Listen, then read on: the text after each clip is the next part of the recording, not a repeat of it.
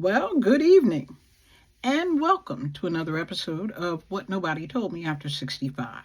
I am your host, Lady on the Go, Lady in the Know, Miss Info. You've reached the Information Nation, where knowledge is shared and wisdom exchanged for the betterment of a people. Listen, this channel's evolving, and I'm trying to keep up with things that people want to talk about, people want to hear, the information that people want to know about. So, last year, I introduced many of you to Section 202 housing, Section 202 supportive housing. Since then, I've received emails asking me specifically about certain cities and states. So tonight, I want to give you some practical steps that you can use right away. I'll give you some information tonight that when you leave, you'll be able to go right to your computer, pull up your city, and find out if you have Section 202 supportive housing. If you are new to my channel, I covered the basics last year, but I'll run over it very quickly for those of you who are new. By the way, I'm asking for you to subscribe, hit that notification bell, and share with someone else, right? So I've worked in community economic development and housing for over 30 years, and I believe I'm uniquely positioned to get down to the nitty and the gritty. So there's a distinct difference between Section 202 supportive housing, and other HUD senior housing programs. Section 202 is not widely advertised, but it is available. The key is knowing how to look and being persistent, because that's an area of confusion. People say, oh, I live in Section 202 housing. They might have used 202 funding for your housing and made it affordable, but there's a distinct difference. They sort of blended these two things together. Believe it or not, this is a federal program that was created under the Housing Act of 1959. Yeah, it's been around that long. It serves seniors who are 62 and older, very low income. Now, I pulled the income limits for Delaware, because it's just one page. And I was going to pull it for Georgia or South Carolina. Georgia was 14 pages long. Not happening. And then I pulled Rhode Island, which is a one-pager.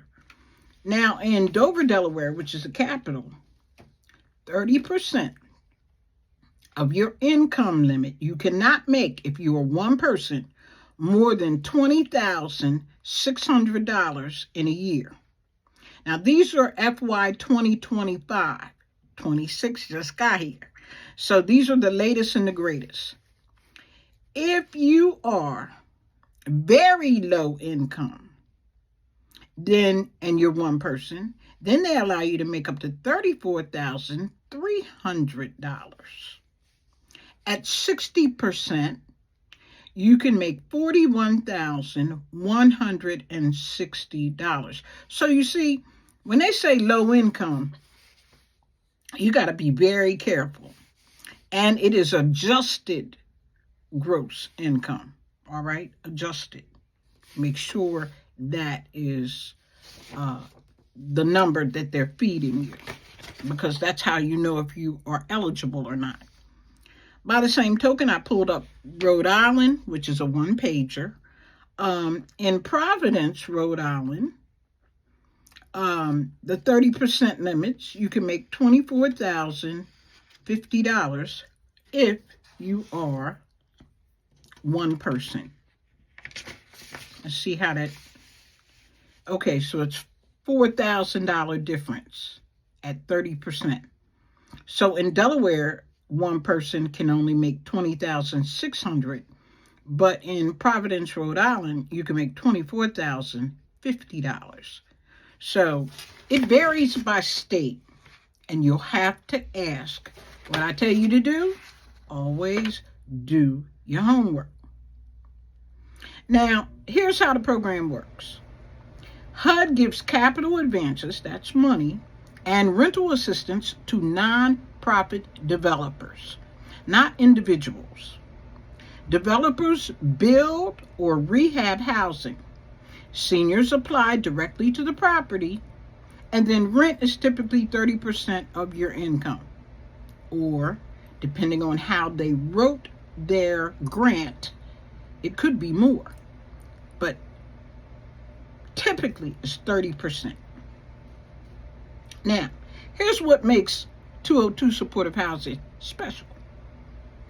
It includes supportive services, service coordinators. You get help accessing health care, transportation assistance and resources, community programs. This is not just affordable rent, it's housing with supportive infrastructure, things that we need for quality of life, right? So, last year when I talked to you about it, I just, glossed over the surface. But let me tell you what has changed. HUD continues to award limited new Section 202 development funds. They gave out some more money. Income limits were updated. They're updated every year, and they vary by state. Continued funding for service coordinators in many properties. Now, those are the people who get paid to run the program. If you are a senior and you're looking for a job, that might be a very good job for some of us to not only live in the property, but work there as well. And more national attention is being given to senior housing shortages. I told you when I first did the broadcast that we are living longer. Whole lot more of us old folks now. So it's important that they pay attention. Now, what did not change? Supply is still limited. Wait lists remain long.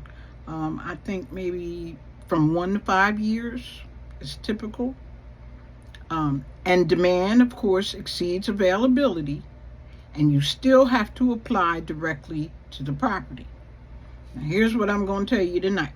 How you search and find out if there is Section 202 supportive housing in your area. You go to Google, right? In the search bar, type in HUD 202 property, and then a comma, and then your city and state, and press enter. You should get some results back. You can also go on to the search engine and put in HUD Section 202 housing and comma, and then add your city, name, and state.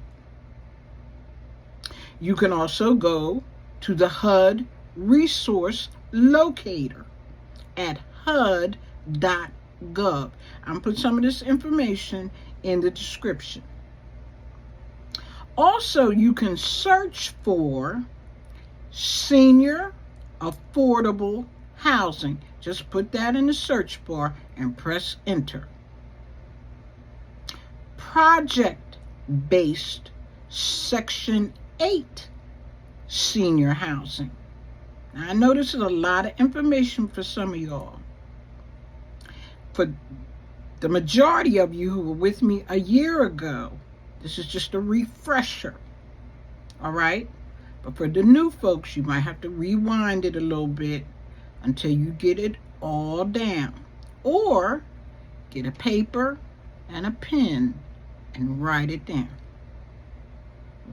Nothing beats the good old-fashioned way. You know what I'm saying? So, I said you could search for senior affordable housing, project-based Section 8 senior housing, and income-based senior apartments. If it's still not clear, drop me a line and ask me the question. All right? You can also try going to your local agency on aging. I don't know what it's called in your area. We have a division of aging here, located in the Health and Human Services building. Apply all over the place for as wide as you can. If you still drive, and you know you can drive maybe 25 miles outside of your regional area, do that. Sometimes it makes the difference. The reality of that waiting list is long, but it don't say you can only be on one. Get on 2, 3. Put yourself on every waiting list that you might think you want to live in that property. Now, if you've already applied for Section 202 housing, drop me a line. Tell me what state you're in and how long you waited to get in your property. Now, some of us have had this conversation. Those of you who are new to the channel, you're just getting used to me. I keep it real. You know what I'm saying? I'm not the HUD 202 expert. I'm not. What I do is read regulations. I pull out the facts for you to do what? Your homework, right?